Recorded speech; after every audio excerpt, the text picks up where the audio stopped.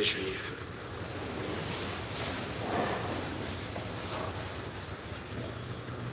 Acclamons la parole de Dieu.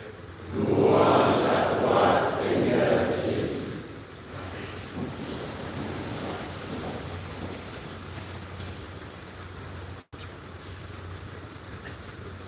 La parole de Dieu, mes chers frères et sœurs, nous appelle ce matin. Dieu lui-même nous invite à collaborer à la mission de son Fils Jésus-Christ. Cette mission reste encore toujours d'actualité, mais malheureusement, les comportements des hommes et des femmes que nous sommes laissent parfois à désirer. Dans la première lecture tirée de la première lettre de Saint Paul, apôtre, c'est Saint Paul qui se lève contre la division créée par des jalousies et des rivalités internes au sein de la communauté, où il y a des gens qui se réclament de Paul, d'autres d'Apollos, et Paul leur tire les oreilles pour leur faire comprendre que ni l'un ni l'autre n'a la priorité sur l'œuvre de Dieu. Et c'est Dieu lui-même qui agit, c'est lui qui a son champ, c'est lui qui a sa mission. Et donc il faut être plutôt des collaborateurs de Dieu. Et nous, comme Saint Paul le dit, nous sommes le champ que Dieu cultive, la maison que Dieu a construite.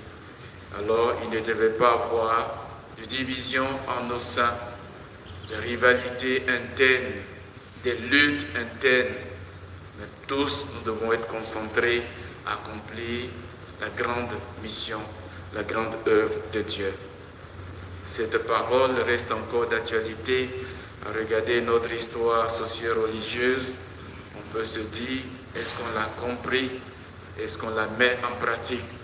Car encore aujourd'hui, des divisions et des rivalités existent.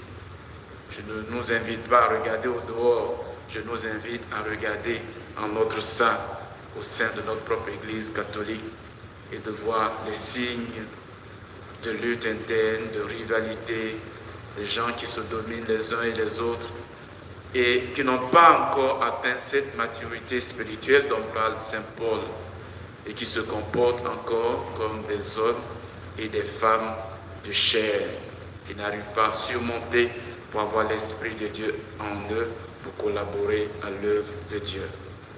Jésus, mes frères et sœurs, dans le passage de l'Évangile, continue sa mission. Et cette mission, c'est d'annoncer la bonne nouvelle. Et en annonçant cette bonne nouvelle, d'avoir toujours cette attention de compassion, de pitié envers nos frères et sœurs malades. Il se trouve dans la maison de Pierre, où sa belle-mère est frappée d'une forte fièvre. On appelle Jésus au secours, et Jésus, en lui imposant les mains, arrive à faire baisser cette fièvre. Et l'exemple de la belle-mère est l'exemple type que nous sommes invités à copier aujourd'hui. On nous dit immédiatement que sa fièvre est baissée, qu'elle a recouvré la guérison, la bonne santé. Elle se met à servir pour dire qu'elle collabore à sa façon à la mission de Jésus-Christ. Quel bon exemple de belle-mère.